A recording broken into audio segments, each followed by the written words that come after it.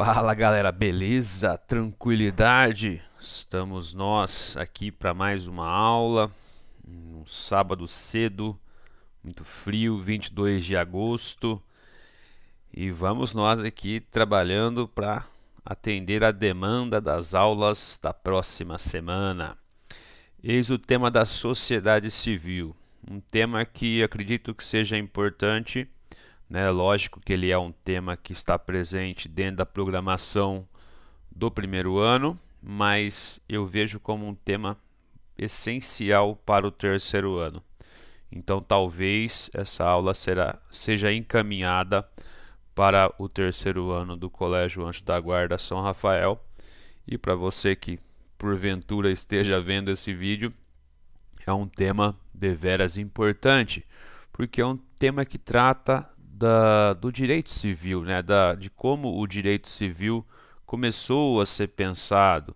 Nós vamos perceber aqui que dentro desse debate vai estar presente o contrato social, né? Aquilo que nós já vimos em aulas passadas a respeito do contrato social e o que se vê também dentro dos estudos de filosofia, os contratualistas.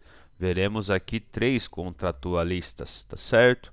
Então, o que eu posso já trazer para vocês de seguro e importante é que a discussão desse tema, ele, né, mudou muito ao longo do tempo, né? A percepção de sociedade civil, né, ela mudou desde, obviamente, o século XVIII.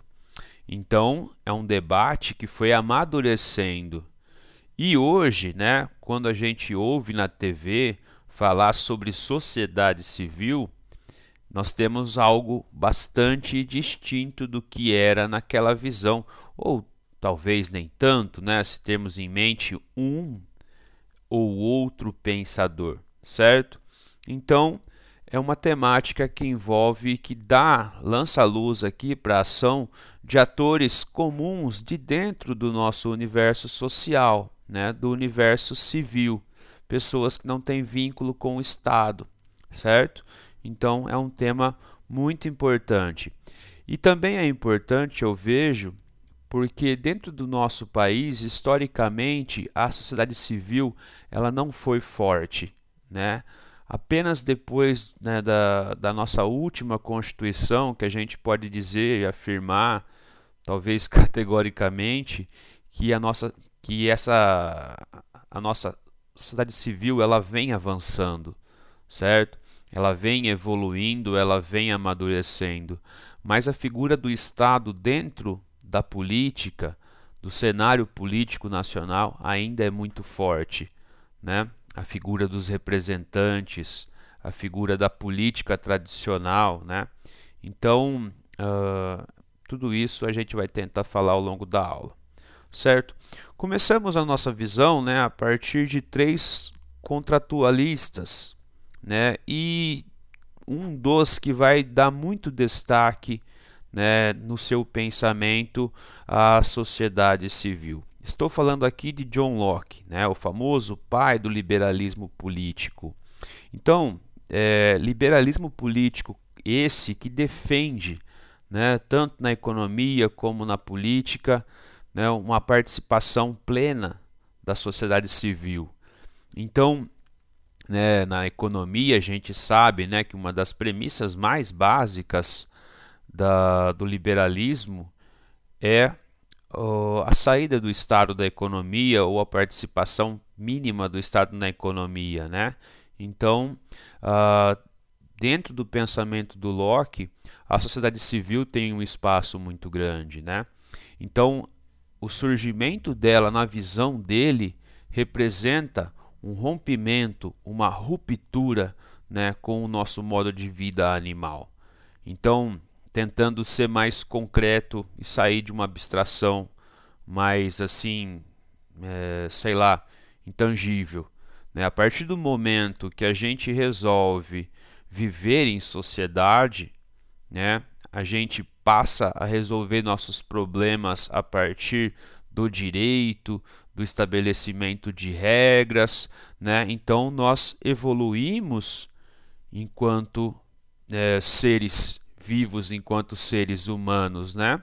Então, resolver os problemas a partir de regras, de convenções, de protocolos e não mais apenas a partir, né, da força, da violência, né, da selvageria, como seria num modo natural.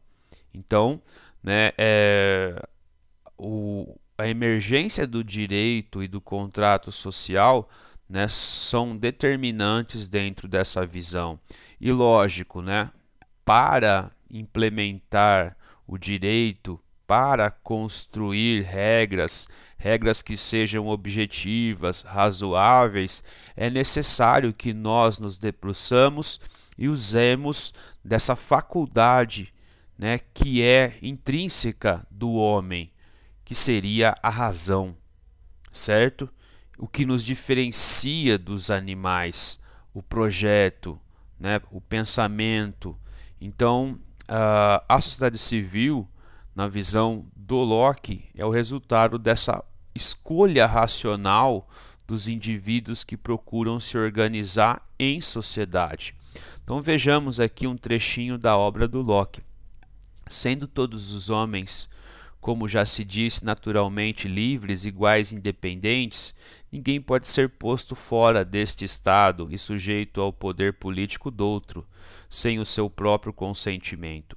O único meio por onde qualquer se priva da sua liberdade natural e se liga à sociedade civil é convindo com outros homens em se ajuntar e unir com eles em sociedade civil, a fim de haver segurança, paz e sossego entre eles, e obterem um gozo seguro das suas propriedades, né, que é um elemento deveras importante desse pensamento, e uma segurança maior contra qualquer que não pertence à mesma sociedade.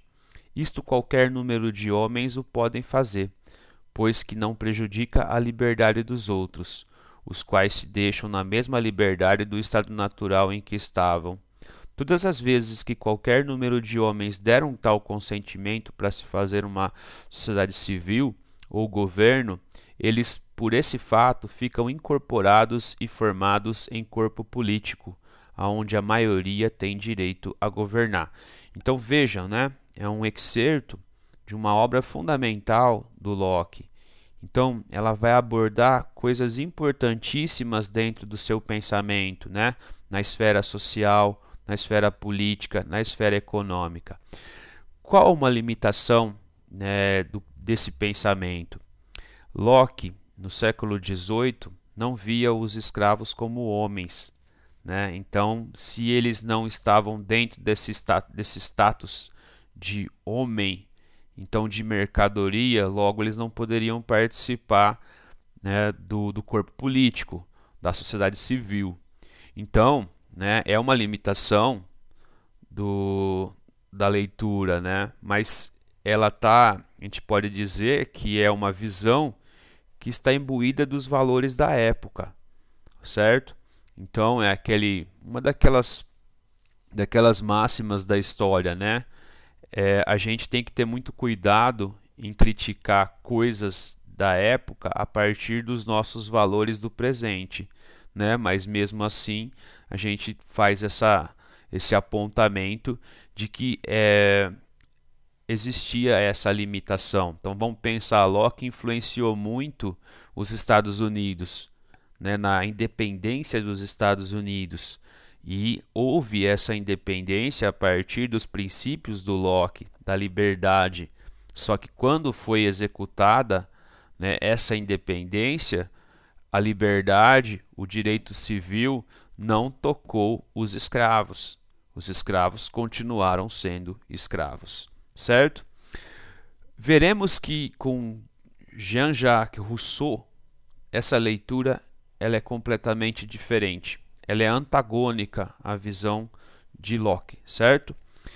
Rousseau, no mesmo século, né, 18, perdão, o Locke ele é do século 17, isso, e o Rousseau do século 18. O Rousseau, enquanto que, né, o nosso querido John Locke estava mais preocupado com a liberdade, Rousseau estava mais preocupado com a igualdade dentro de uma sociedade civil, certo?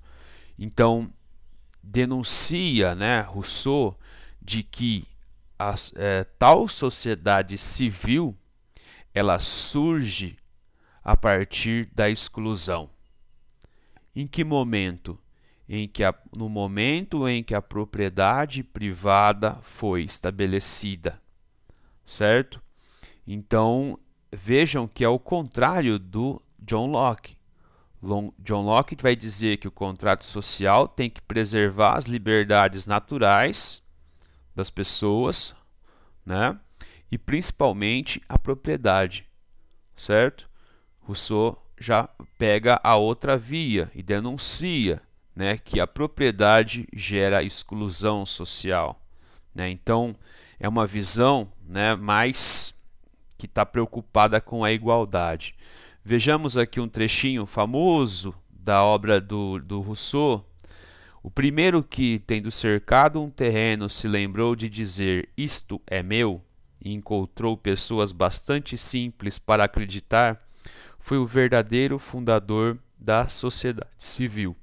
Quantos crimes, guerras, assassínios, misérias e horrores não teria poupado ao gênero humano aquele que, arrancando as estacas ou tapando os buracos, tivesse gritado aos seus semelhantes: livrai-vos de escutar esse impostor.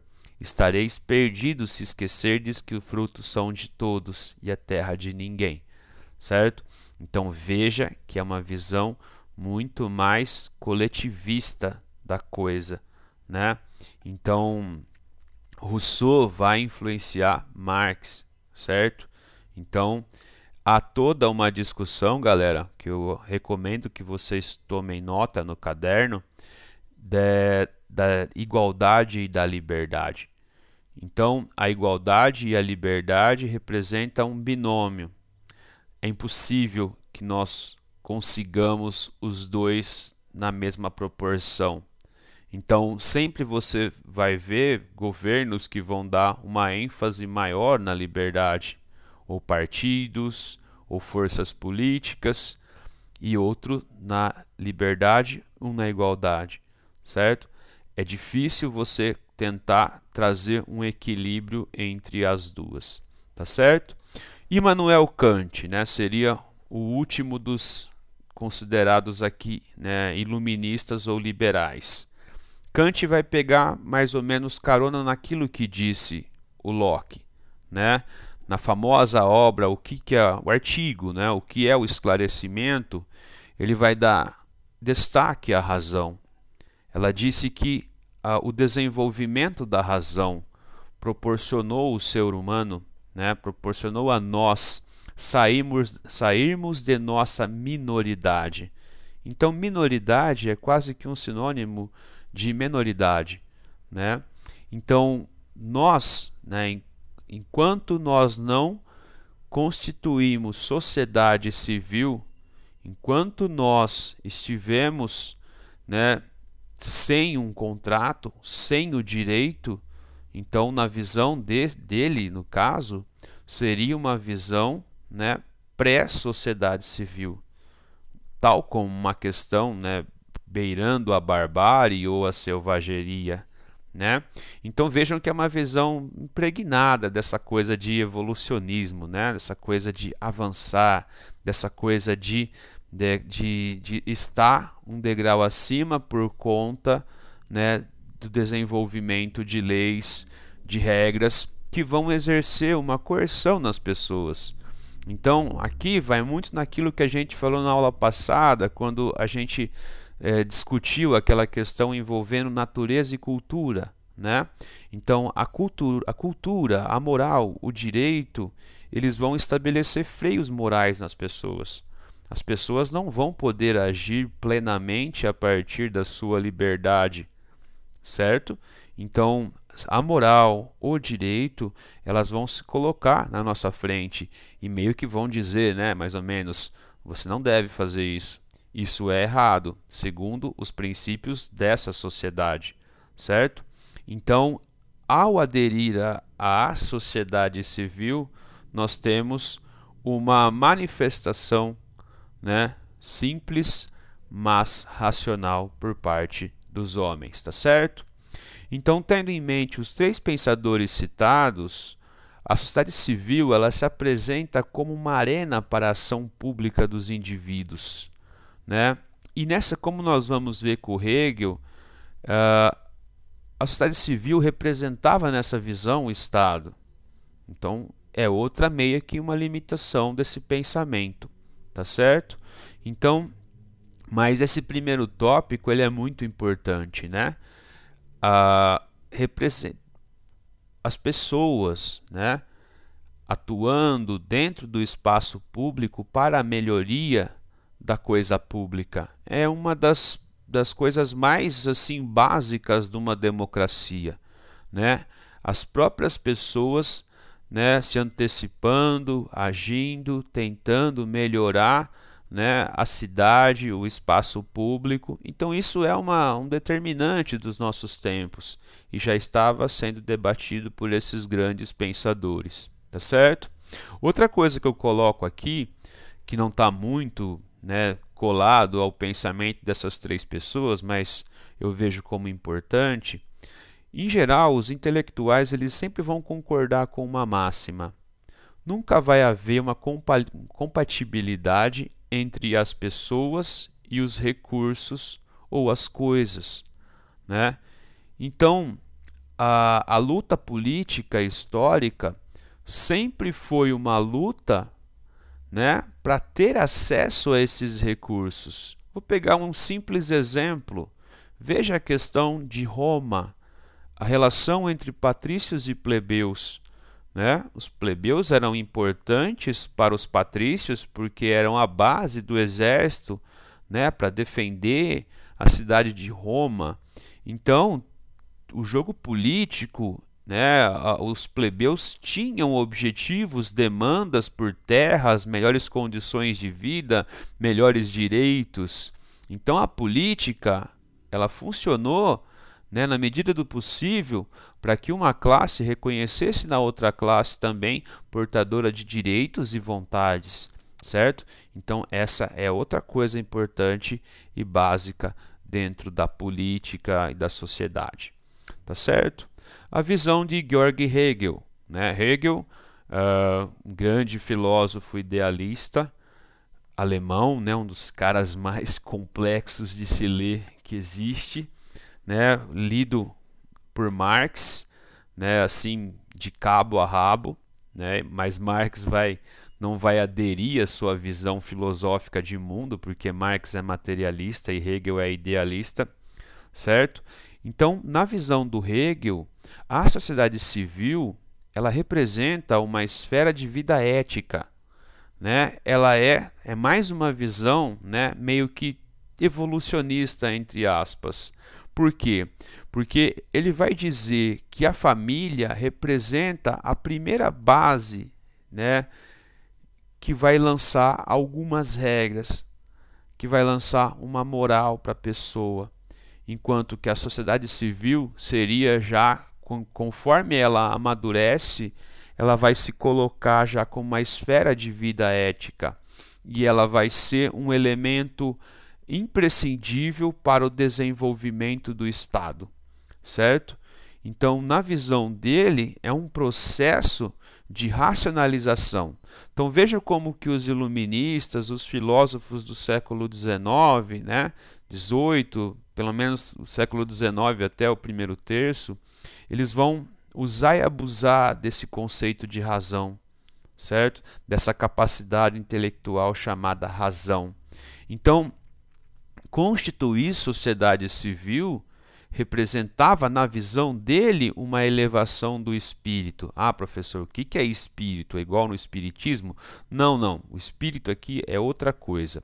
De grosso modo, o espírito representa os valores da época, né? Existe uma expressão em alemão chamada Zeitgeist, né? Então seria o espírito da coisa da época, são os valores que orientam as pessoas dentro de uma época, tá?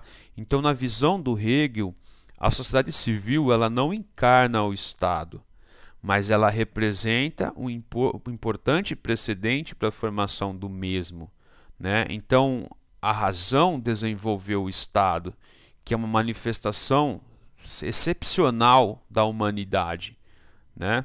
Então, na visão do Hegel. Então, eu não sou, né, um cara muito bom em filosofia, não sou professor de filosofia, mas essa questão do espírito é algo bem idealista, certo?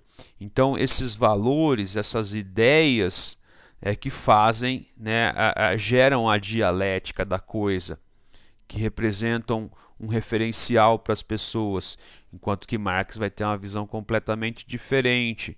Ele vai colocar que são as condições materiais que vão determinar os valores, né? Como nós vamos ver no próximo slide, depois desse aqui. Então, voltemos aqui uma vez mais para aquela tragédia grega Antígona, né? Que vocês já viram quando trabalhamos com poder e autoridade. Então, para aqueles que não viram essa aula, né? Antígona é uma obra sensacional da literatura grega. Então ela vai estar, né, a partir de uma literatura, abordando uma tensão entre uma vida ética universalizada e uma vida ética natural, tentando ser o mais didático possível entre o direito, né, baseado em valores naturais, em valores oriundos da família, certo? E um direito universalizado, uma vida ética universalizada, né? Então, o irmão de Antígona foi um traidor da cidade, né? E ele morreu num conflito. E Antígona quis enterrar o irmão no solo da cidade e foi proibida de fazer isso, né? Então, de grosso modo, vem a ser mais ou menos isso, né? Então, representa um embate sobre duas visões de direito, né? Duas visões de direito que vão influenciar a sociedade. A visão da Antígona, né? Que ela tem direito natural de enterrar o irmão, né? Ou as regras oriundas da cidade que visam estabelecer, né, essa lei para todos, ok? Então é uma tensão ética, né, entre duas éticas, tá certo? Então, concluindo aqui o Hegel, né, ele diz aqui o trechinho mais à direita, que o Hegel começa a usar a razão como forma de organizar a sociedade, né? Essa visão de Hegel de sociedade se vale da razão para se organizar. Então, é uma elevação de que sai da esfera de uma organização familiar para o Estado. Então, muito importante vocês tomarem nota disso, né? A razão possibilita o desenvolvimento do Estado, que na visão do Hegel é uma forma última e plena de organizar a cidade, de organizar a sociedade, certo? Então, é uma universalização do direito, das regras, para, né, organizar uma sociedade civil, para organizar a vida econômica dentro da cidade. Tá certo? Naquilo que dissemos, né, de Marx e Engels, Hegel idealista, Marx e Engels eram materialistas. Grosso modo, né, na visão deles, para compreender a sociedade civil, é necessário compreender a economia política. É necessário entender as condições, né, materiais que estão postas na sociedade. E na visão do Marx, a economia é determinante. Como que está estruturada a economia? Quem são os atores protagonistas da economia? Certo? Aquela coisa, quem possui os meios de produção? Tá certo? Então, a sociedade civil para Marx, ela só vai existir definitivamente com a burguesia. Então, para aqueles que, né, replicam aí as bobagens que se falam nesses fake news, nesses memes, Marx foi um dos caras que mais destacou a atuação da burguesia, Marx e Engels, né? Vamos dar os créditos. os créditos, né? Para Marx, a burguesia foi a classe mais revolucionária da história. E a gente pode dizer, inspirado na teoria de Marx, que a burguesia é a classe mais revolucionária da história. Revolucionária porque ela derrubou uma sociedade estamental de quase 1000 anos, certo? Ela gerou um novo direito, ela gerou uma nova organização social, baseada aí na meritocracia, na igualdade jurídica, certo? E ela se revoluciona constantemente na sua estrutura produtiva, ok? Vocês sabem disso. Um negócio que se estabelece a partir de algumas tecnologias, né, que não se renova, está fadado a desaparecer, certo? Então, para entender a visão do Marx, é preciso entender as revoluções burguesas e industriais, né? E essa nova sociedade que está surgindo. Então, vocês vão ver mais isso aqui comigo o ano que vem. Então, na visão do Marx, tentando ser mais ou menos didático e rápido, a visão dele, né, e do Engels, a economia, a estrutura econômica, ela é chamada de infraestrutura. São os meios de produção. Seria como os meios de produção estão postos. E a estrutura, ela vai determinar a estrutura. Então, isso é o material, isso é o imaterial. Na visão do Marx, a superestrutura legitima, enquanto que a infraestrutura determina a superestrutura legitima a infraestrutura. Então, na visão dele, a sociedade civil está aqui, ó, né? Na relação aqui das relações sociais. Então, apesar de que esse esquema, né, as relações sociais aqui, né, são as formas com que a sociedade se relaciona. A visão dele, né, a sociedade civil, ela vai estar na base, principalmente na burguesia e na sua estrutura. Por que eu estou fazendo essa confusão com vocês? Não quero confundi-los, porque vai ser um debate entre um marxista, que é o Gramsci, e, lógico, né, um debate que o Gramsci propõe, de dizer que a sociedade civil ela não vai estar na base, mas sim aqui. Então, talvez o cara que fez essa arte, ele seja meio gramsciano, porque a sociedade civil, na visão do Marx, estaria aqui. E eu percebi isso só agora. Então, como diria Faustão, quem faz ao vivo. Então, eu vou manter isso para ver como que é complexo toda essa discussão, certo? Porque eu percebi isso só agora. Mas nós vamos entender isso melhor, não fiquem preocupados aí. Então, veja, né? Atenção ao escrito presente na apostila. A sociedade civil, como tal, desenvolve-se apenas com a burguesia. Entretanto, a organização social que se desenvolve imediatamente a partir da produção e do intercâmbio e que forma em todas as épocas a base do Estado e do resto da superestrutura idealista, foi sempre designada invariavelmente com o mesmo nome. Então, reforço para que vocês não fiquem confusos, certo? Marx e Engels apontam que a sociedade civil ela é representada na sua época principalmente pela burguesia, certo?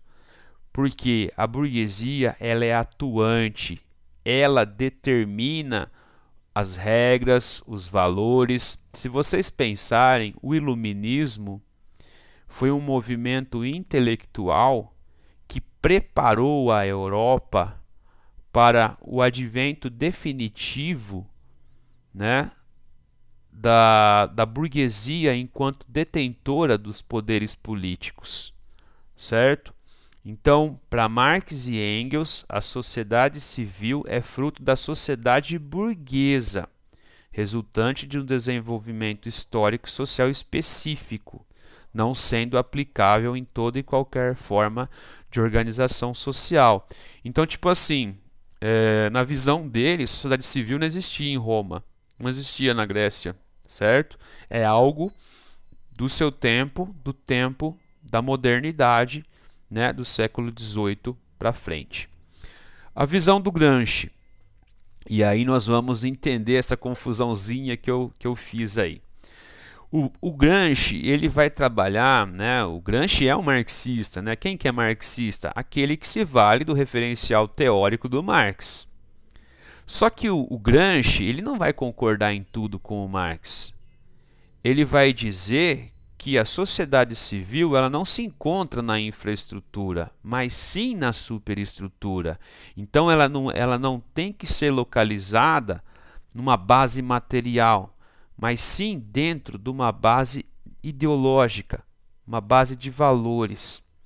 Então, na visão dele, é um pensamento que tem relação com que a burguesia ela representa uma classe hegemônica na sociedade. E a burguesia, ela desenvolveu, né, como eu disse há pouco, desde o iluminismo, valores, ideologia que vão estar presentes nos seus discursos. Então, esse discurso, né, quando esses valores são disseminados, eles se transformam, na visão de Gramsci, num discurso hegemônico. Então, por exemplo, o discurso da meritocracia é um discurso oriundo da burguesia, né? Deve se valer, a pessoa deve ser destacada, conseguir coisas a partir do seu talento, do seu esforço, né? Aquela coisa toda. Então é algo bem meritocrático e algo bem liberal, certo? Então é um discurso, é um valor que se põe como hegemônico. Então é algo da superestrutura na visão, algo ideológico, imaterial na visão do Gramsci, certo? E não deve ser visto na base como pensa o Marx. Estamos concluindo, certo? Então, na visão do Gramsci, a sociedade civil não se encontraria na esfera da estrutura, mas sim da superestrutura. Vamos ver o que ele está colocando aqui. Podem ser fixados, por enquanto, dois grandes planos superestruturais. O que pode ser chamado de sociedade civil, ou seja, o conjunto de organismos habitualmente ditos privados, e o da sociedade política ou do Estado. E eles correspondem à função de hegemonia que o grupo dominante exerce em toda a sociedade, e a do domínio direto ou de comando que se expressa no Estado e no governo jurídico. Então, tentando ser mais meio didático para vocês, o direito que se materializou desde o século XVIII foi um direito que procurou defender a liberdade subjetiva, né, a liberdade, né, democrática, mas também defender a propriedade capitalista privada, certo? Então, segundo os marxistas, o direito está, né, imbuído de valores liberais, de valores do universo da burguesia, certo? Concluindo então nossa aula, né, saímos de leituras de filósofos e sociólogos, né, e a gente pega mais, né, como esse conceito ele é trabalhado na atualidade. Então ele está muito relacionado com movimentos sociais e ONGs. O que são as ONGs? Organizações não governamentais, né? Então, por que essas ONGs e movimentos sociais são tão ativos? Porque nós estamos tendo uma crise da representatividade, como nós já trabalhamos em aulas passadas. Então, às vezes, certas pessoas, comunidades, se veem mais representadas pelas ONGs e por movimentos sociais do que plenamente pela política tradicional. Então, principalmente comunidades de bairros afastados, movimento negro, movimento indígena, movimento sem terra. Então, quase sempre não se veem representados pela política tradicional e se voltam para esses atores oriundos da sociedade civil, tá certo? Então eles têm ganhado importância por conta da crise, né, que tem passado a política brasileira e mundial. Então termino essa aula com alguns exemplos de entidades da sociedade civil. A maior do Brasil é a OAB, Organização dos Advogados do Brasil. Então elas podem ser associações, clubes cívicos, cooperativas, corporações, grupos ambientalistas, grupos por gênero, cultura, religião, né? Enfim, são vários os exemplos que nós temos aqui, né? Nesses símbolos dentro desse slide. Beleza, galera? É um tema que eu concordo que é um tema um pouco complexo, certo? Mas, né? É um tema que o Etapa decidiu colocar para a gente. Valeu? Então, no primeiro ano, né? Valeu, um abração para vocês e até a próxima.